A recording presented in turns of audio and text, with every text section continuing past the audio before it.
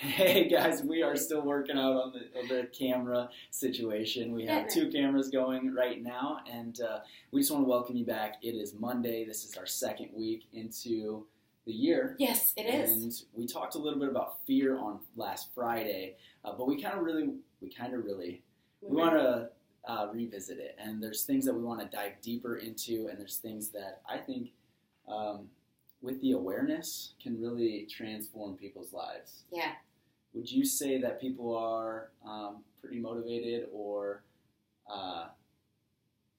react consistently to fear?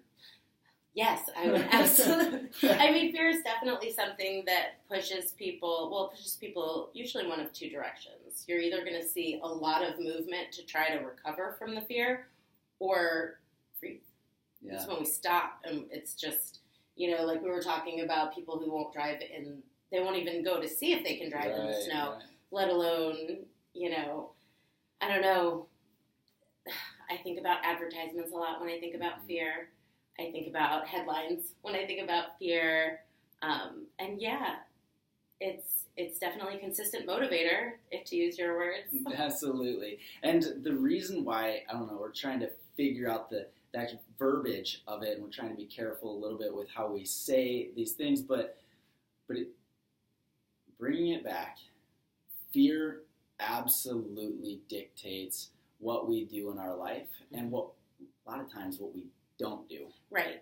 Absolutely. There was the recent post by Dr. Hyman, and he talks about how strange it is that people will work so hard to regain their health because they're afraid now. We're afraid we're going to die, right? So we're going to work so hard to regain our health, but once we get there, we don't maintain it, right? Because the fear is gone. I'm healthier now. Everything's going to be okay, so I can go back to those old habits. Because we're not aware anymore. We're not thinking about it. Yeah.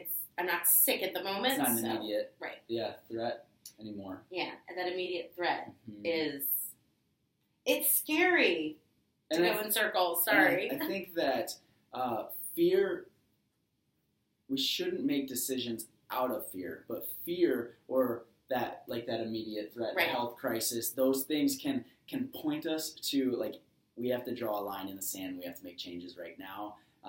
Or it can be devastating. And that's one thing for sure, but there's other things in our lives that we know that we need to do, that we won't do, or that we get timid about because we're fearful of something that might happen, or something that somebody might think about us. And so then, therefore, it stagnates us, and it really hinders us from being able to go out and do what we feel like we need to do to get us to where we need to go. You got an example of that one? I do. So you might be out there, you might be an entrepreneur, you might be, you might feel like you need to get your message out there. Yeah. However, that in your stomach or in your, in your throat, you can almost feel it tighten up, and you don't want to do a video, or you don't want to, write that book, or there's a ton of different things that can stagnate you. And here's what I really want to talk, and if you guys are still along right here, this is so crucial. And if you're still with us, we trail on and off. Sometimes. I don't know how long they watch the videos. If you love us, you're still with us. Yes, absolutely. So, the Bible talks about faith the size of a mustard seed. If you say to the mountain, jump, it can jump, right? It'll jump. And so I want you to know that fear and faith work the exact same way. Okay? So fear the size of a mustard seed. And if you really think about that just that little bit of creeping in, that I don't know if I want to do the video, or I don't know if I want to go up and speak in front of these at a networking group, or whatever it is. And you have that little bit of a fear, and then you don't do it, or you're waiting there, and it's 30 seconds, a minute. That little seed starts to grow to the point where your body might be shaking, your voice might be trembling. And here's what I want you to know. If you don't do it, the next time you get into a position where you want, or you feel like you need to do it, it has grown into something even bigger. The mustard seed. The fear has grown, right? So what I mean by that is, if you go and you do the video, your voice might shake. If you go and speak in front of the group, your voice might shake a little bit. But because you did it, your body, in your mind, you've already like pushed through it. So the next time it might still be a little, unnerving. It might still like be a struggle, but the next time. So action really can drive out fear a ton. Now, sorry, real quick, if you don't, and then the next time you go up and you feel like you need to do it, and then you don't, it just becomes even bigger and bigger and bigger of an obstacle. So here, let's break that down for a second, because when you talk about that mustard seed, right, and I hear it's that first voice in your head that says, why am I doing this? And that leads to those thoughts that build and grow and spiral, right? So now we have these thoughts that are like, oh my God, what am I doing? They're all going to hate me. Yeah. And we have no control over those thoughts. It's just rampant. And we talked about this a little last week. When we start having those thoughts and our bodies do this, so that physiological effect, when we start doing this, the neurotransmitters that drop. Now we're going to get into, well, we don't have to get into the brain science. But the bottom line is you're absolutely right from a physiological standpoint, from an emotional standpoint, when you feel that fear and you allow it to grow, because most of us don't know this, but here, a secret. We actually can interrupt those thoughts and intentionally replace them with something that's more empowering, right? And not only can we, but we should.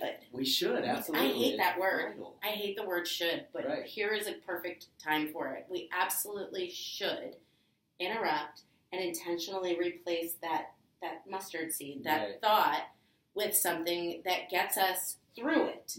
Because if we don't, behaviorally speaking, what we're doing is we're creating new patterns. Right. Is that a pattern that you want, where fear takes over and you have no control anymore? Right. Absolutely. And so what we're saying is, a lot of times, just even stepping out, and then you're doing it, and you're 20 seconds into your speech in front of the networking group, or you're in the video, or after the video, you might think, that wasn't the best, but or even when you're up there and you're like, man, what was I even worried about? Possibly, yeah. I mean, and who knows? Everybody has a different reaction to it. Sometimes at the end, like, I remember doing this once. I was so afraid to go up and give a speech. Yeah. And at the end, I came down and, people were nice. It was like high school, okay? This is not like a big deal. But I don't even remember giving it. So you kind of transport out of it sometimes.